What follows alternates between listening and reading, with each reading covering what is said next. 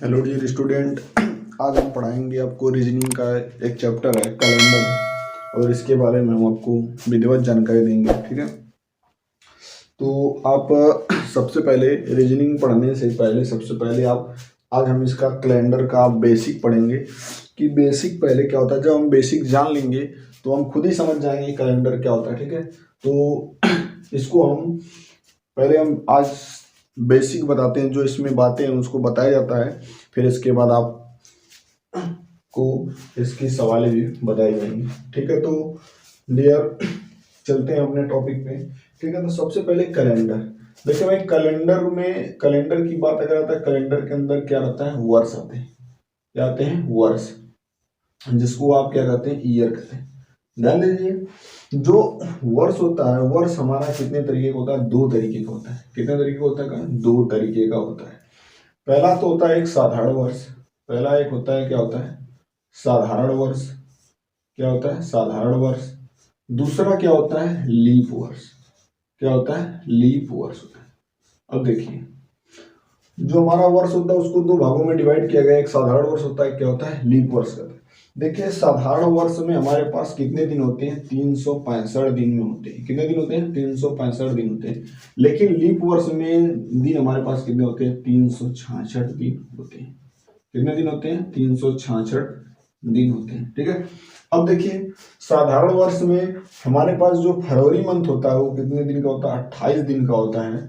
लेकिन इसमें जो हमारा फरवरी होता है वो कितने दिन का होता है, 29 दिन का होता है। कितने दिन का होता है, 29 दिन का होता है।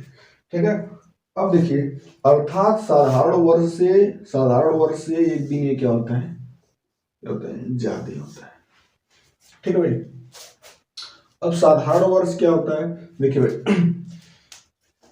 ठीक है भाई, तो पहले हम लीप वर्ष ही समझ लेते हैं। क्या समझते हैं, लीप वर्ष। देखिए, आपको पता होगा कि जो हमारा लीप वर्ष होता है वो 4 साल में एक बार आता है। कितने साल में आता है, 4 साल में। तो आप पहले क्या काम करिए, पहले आप कुछ इंस्ट्रक्शन आप लिख लीजिए। ठीक है, लीप वर्ष के बारे में पहले आप लिख लीजिए। क्या लिख लीजिए, लीप वर्ष के बारे में पहले इन चीजों को भी आप क्या करिए, नोट कर लीजिए। अब ध्यान दीजिए, लीप वर्ष क्या होता है कि मतलब लीप वर्ष में क्या होता है, ऐसा वर्ष, क्या होता है, ऐसा वर्ष जो 4 से विभाजित हो जाए, विभाजित होता है उसे लीप वर्ष कहते हैं। क्या कहते हैं, लीप वर्ष कहते हैं। उसे क्या कहते हैं, लीप वर्ष कहते हैं। जैसे ध्यान दो, जैसे मान लो 1900 कितना हो गया, 24 हो गया। ठीक है, और कितना है, 2000 कितना हो सकता है, 20 हो सकता है। और जैसे कितना हो सकता है, 1900 कितना हो सकता है, 46 हो सकता है। ठीक है, ऐसे ना जाने कितने वर्ष होंगे। ठीक है, बहुत से ऐसे वर्ष हैं। तो भाई मैंने आपसे क्या कहा कि लीप वर्ष वो होता है जो 4 से क्या होता है, विभाजित हो जाएगा, उस वर्ष को हम क्या कहेंगे, लीप वर्ष कहेंगे। लेकिन साधारण वर्ष की बात क्या आएगी, अगर साधारण वर्ष की बात आएगी तो साधारण वर्ष में क्या होता है, ऐसा वर्ष जो 4 से क्या होता हो, डिविजिबल ही ना होता हो। मतलब ऐसा वर्ष जो 4 से विभाजित ना होता हो, उस वर्ष को हम क्या कहते हैं, साधारण वर्ष कहते हैं।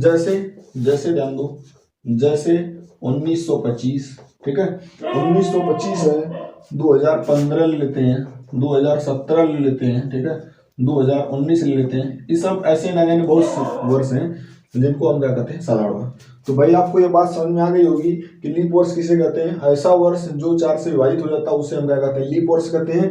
और साधारण वर्ष उसको कहते हैं जो कि क्या 4 से विभाजित नहीं होता है, उसको हम क्या कहते हैं, साधारण वर्ष कहते हैं।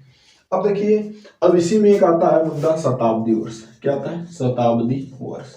शताब्दी वर्ष, शताब्दी वर्ष क्या होता है, ध्यान दीजिए। शताब्दी वर्ष में सीधे आपको बताया गया है, ध्यान दीजिए, या तो आप कह सकते हैं सीधे से शताब्दी वर्ष की बात आएगी। तो क्योंकि शताब्दी वर्ष जो होता है वो सुनिए भैया, उनका अगर डेफिनेशन अगर आप लिखोगे तो मतलब ऐसे वर्ष, है ना, ऐसे वर्ष, ठीक है, जो 400 से, किसे, 400 से पूर्णतः विभाजित हो जाते हैं। क्या होते हैं, पूर्णतः विभाजित हो जाते हैं, पूर्णतः विभाजित हो जाते हैं उसे क्या कहते हैं, शताब्दी वर्ष कहते हैं। जैसे कि अगर बात आई, जैसे में हम लिख सकते हैं 1600, कितना लिख सकते हैं 1600 लिख सकते हैं, 2000 लिख सकते हैं, कितना लिख सकते हैं 2000, और कितना लिख सकते हैं, इसको लिख सकते हैं 2400 भी कह सकते हैं, लिख सकते हैं। तो यह बातें आपको समझ में आ गई होंगी। अब देखिए, अब हम चेक कर लेते हैं, ठीक है। तो इन सब बातों को जो मैंने बताया है आप उसको नोट कर लीजिए। एक बार मैं फिर से इसको रिपीट कर देता हूँ कि जो हमारा कैलेंडर है, कैलेंडर को दो भागों में बांटा गया है कि पहला, कैलेंडर के अंतर्गत क्या आता है, वर्ष आता है, क्योंकि कैलेंडर में हमारे क्या होते हैं, वर्ष समाहित होते हैं। तो इस वर्ष में कौन कौन वर्ष होते हैं, वर्ष दो टाइप के होते हैं, एक साधारण होता है, एक क्या होता है, लीप होता है। तो साधारण वर्ष में कितने होते हैं, 35 दिन होते हैं, लीप वर्ष में कितने होते हैं, 366 दिन होते हैं। लेकिन साधारण वर्ष में जो हमारी फरवरी होती है वो कितना दिन की होती है, 28 दिन की होती है, और लीप वर्ष में जो हमारा फरवरी होता है वो कितना दिन का होता है, 29 दिन का होता है, ठीक है डियर। और ध्यान दीजिए, अब लीप वर्ष जो होता है वो वर्ष 4 साल बाद क्या करता है, एक बार आता है। तो भाई तो उसके लिए नियम भाई कुछ, तो ऐसा वर्ष जो 4 से पूर्णतः विभाजित हो जाता है उसे आप क्या कहते हैं, लीप वर्ष, जैसे 1924, 1946। अब ध्यान दीजिए, इसके बाद आता है साधारण वर्ष में। अब देखिए साधारण में क्या होता है, साधारण वर्ष में कि ऐसा वर्ष जो 4 से डिविजिबल ना हो उस वर्ष को हम क्या कहते हैं, साधारण वर्ष कहते हैं। इसके बाद आता है शताब्दी वर्ष। शताब्दी वर्ष आप उसको कहेंगे ऐसा वर्ष जो 400 संख्या से पूर्णतः विभाजित हो जाए, उस संख्या को आप क्या कहते हैं, शताब्दी वर्ष। जैसे मान लो 1600, 1800, 2400 हो सकता है, और 2800 हो सकता है, कुछ मतलब ऐसे हो सकते हैं, ठीक है। ये सब हमारे क्या है, शताब्दी वर्ष है, ठीक है। तो इसको आप नोट कर लीजिए। अब आगे का हम टॉपिक ठीक करते हैं, ध्यान दीजिए आगे की टॉपिक क्या होगी।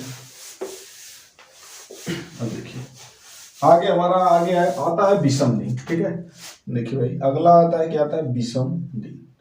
देखिए भाई विषम दिन, देखिए विषम दिन क्या होता है। देखिए सप्ताह की गिनती करने के बाद, सप्ताह की गिनती करने के बाद जो दिन छूट जाते हैं उसी को हम क्या कहते हैं, उसी को हम क्या कहते हैं भाई, विषम दिन कहते हैं। यानी सप्ताह की गिनती करते वक्त, ठीक है, यानी कि आप इसको ऐसे भी लिख सकते हैं, ऐसे दिन जो सप्ताह बदलने के बाद, ऐसे दिन, इसको लिख लीजिए भाई, ऐसे दिन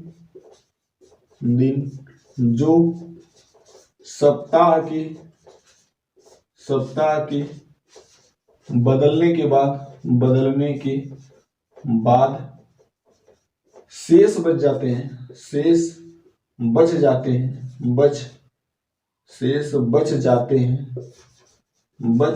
हैं,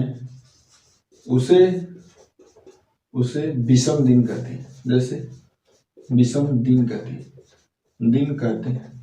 अब हम आते हैं विषम दिन निकाल, जैसे मान लो 15 दिन, क्या 15 दिन, तो 15 दिन की बात आएगा तो भाई आपको पता है एक सप्ताह में कितने दिन होते हैं, 7 दिन होते हैं। तो 15 में अगर आप 7 से अगर भाग देते हैं भैया, तो यहाँ पे ऐसे लिखेंगे 15 लिखेंगे, और यहाँ पे 7 लिखेंगे, तो भाई 15, 7 दूना कितना हो जाएगा, 14 हो जाएगा। यानी 14, यानी एक दिन ही हमारे पास क्या बच रहा है, शेष बच रहा है। तो ये जो एक है वही हमारा क्या कहलाएगा, विषम दिन क्या करेगा, कहलाएगा।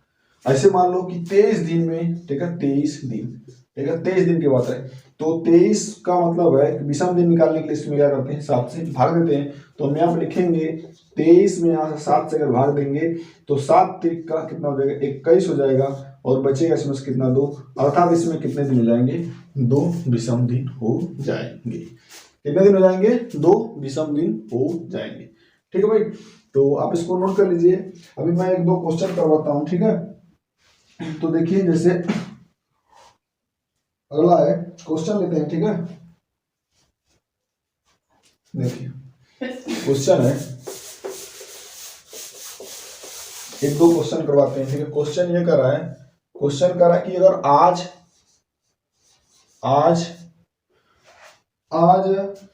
सोमवार है,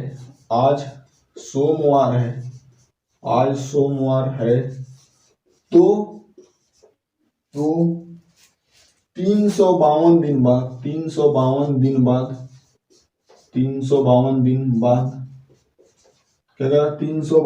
बाद कौन सा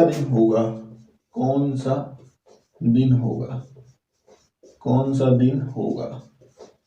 अब देखिए भाई ये कह रहा है कि अगर आज सोमवार है, क्या है, आज सोमवार है, तो भाई अगला दिन क्या होगा। तो जैसे भाई अब आज सोमवार है तो अगला दिन क्या होगा, दिन बता रहा 352 दिन। तो पहले 352 में हम क्योंकि 7 से डिवाइड करेंगे इसमें, तो जो हमारा शेष बचेगा वही हमारा क्या हो जाएगा, विषम दिन आएगा।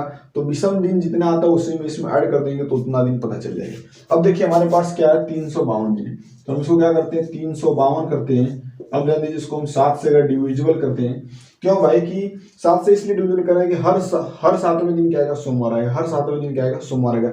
जो शेष दिन बचेगा वही दिन हमारा क्या होगा, एक्स्ट्रा होगा। तो जो दिन आज है उससे जो शेष बचेगा उसी में से जोड़ देंगे तो पता चल जाएगा मुझे अगला दिन कौन सा होगा। तो देखिए 7 बच्चे कितना हो जाएगा, 35 हो जाएगा। अब ये क्या करेगा, कट जाएगा, ये 2 आ गया, कितना आ गया, 2 आ गया। इसका मतलब है, ध्यान दीजिए अब हमारे पास ये क्या होगा कि हमारे पास शेष कितना बच गया, 2। तो शेष विषम दिन कितने बच रहे हैं, 2। तो यानी कि ध्यान दो यानी कि 350 दिन रहेगा। ध्यान दीजिए अगर यहां से ध्यान दो 2 दिन हमारे पास क्या बच रहा है, शेष बच रहा है। यानी अर्थात अगर हम इसको ऐसे भी करें तो हम इसको लिख सकते हैं, ऐसे मान लो इसको लिख सकते हैं 350 लिख सकते हैं, प्लस इसमें क्या लिख सकते हैं, 2 भी लिख सकते हैं। अब देखो 350वें दिन भी कितना आएगा, सोमवार आएगा, लेकिन 2 दिन क्या बढ़ रहा है, एक्स्ट्रा बढ़ रहा है, 2 दिन बाद एक्स्ट्रा। तो सोमवार में हम क्या करेंगे, सोमवार में प्लस क्या कर देंगे, 2 जोड़ देंगे। सोमवार में अगर 2 जोड़ेंगे तो मंगलवार प्लस क्या हो जाएगा, 2 जोड़ेंगे तो मंगलवार और क्या हो जाएगा, बुधवार। तो अगला दिन क्या हो जाएगा, बुधवार हो जाएगा। क्या हो जाएगा, बुधवार हो जाएगा। अर्थात 352वें दिन कौन सा दिन हो जाएगा, बुधवार हो जाएगा। यह इस क्वेश्चन का सबसे शानदार आंसर है। ठीक है, आगे क्वेश्चन करते हैं। ठीक है, एक और क्वेश्चन और करते हैं। ठीक है, अब क्या कर रहे हैं। ठीक है, करा कि यदि आज, अगला क्वेश्चन करा यदि आज सोमवार है तो 100वें दिन कौन सा दिन होगा, 100 दिन बाद कौन सा दिन होगा। ठीक है, इस क्वेश्चन को कैसे करेंगे, अब देखिए सबसे पहले क्या करेंगे, मैंने आपसे बताया कि जो विषम दिन आते हैं उन्हीं को इसमें क्या कर दिया था, ऐड कर दिया था। जैसे ध्यान दो अगर हम करेंगे तो इसको अगर हम 100 से डिवाइड अगर करेंगे तो हम यहाँ 7 लिखेंगे, 7 एक बार जाएगा, यहाँ कितना आ जाएगा, 7 आ जाएगा, यहाँ बचेगा 3 हो जाएगा और यहाँ 0। 7 चौक का कितना आ जाएगा, 28 आ जाएगा, 7 चौक 28, यानी यहाँ कितना हो जा रहा है, यहाँ बचेगा 2 बचेगा। ध्यान दो अर्थात 98 दिन, जैसे ध्यान दो 1 से 100 तक, ध्यान दो अगर इसको मैं बेसिक से बता देता हूँ, 1 से 100 तक के दिन में, ठीक है 1 से 100 तक के दिन में 98 जो दिन होगा वो दिन को भी क्या आएगा, सोमवार ही आएगा। तो बच कौन सा रहा है, 2 दिन क्या बच रहा है, एक्स्ट्रा बच रहा है। 2 दिन क्या बच रहा है, एक्स्ट्रा बच रहा है। तो ध्यान दीजिए देखिए भाई, तो 2 दिन अगर एक्स्ट्रा हो जाएगा तो 2 दिन अगर एक्स्ट्रा की बात किया जाएगा, 2 दिन एक्स्ट्रा होगा तो सोमवार में 2 जोड़ेंगे कितना आ जाएगा, मंगलवार और क्या हो जाएगा, प्लस क्या हो जाएगा, बुधवार का, मंगलवार और क्या हो जाएगा, बुधवार हो जाएगा। इसका आंसर क्या आ जाएगा, बुधवार हो जाएगा। अगर बाद के लिए पूछेगा कि 100 दिन बाद कौन सा दिन होगा तो बुधवार हो जाएगा, लेकिन अगर पूछेगा 100 दिन पहले कौन सा दिन होगा तो इसमें सोमवार से हम क्या करेंगे, इस 2 को क्या करेंगे, घटाएंगे। बाद की बात करेगा तो जोड़ेंगे। और सुनिए भाई यहाँ मैं लिख देता हूँ, ठीक है ट्रिक है, अगर बाद की बात करेगा तो क्या करते हैं, जोड़ते हैं, और पहले की बात करेगा तो क्या करते हैं, घटाते हैं। ठीक है, ये भाई ट्रिक है। तो बाद की बात कर रहा है तो यहाँ सोमवार में से अगर 2 घटा देंगे कितना आ जाएगा, सोमवार से पहले क्या देगा, रविवार, रविवार से पहले क्या देगा, शनिवार। यानी अगर पहले की बात करेगा तो हम क्या लिखेंगे, शनिवार लिखेंगे।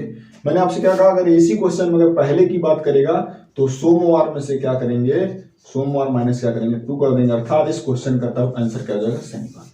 ठीक है डियर, तो आज हम बेसिक बता दिए हैं, अब आगे से क्वेश्चन आपको कराया जाएगा। ठीक है डियर, इसी के साथ क्लास को खत्म करते हैं। Thank you dear.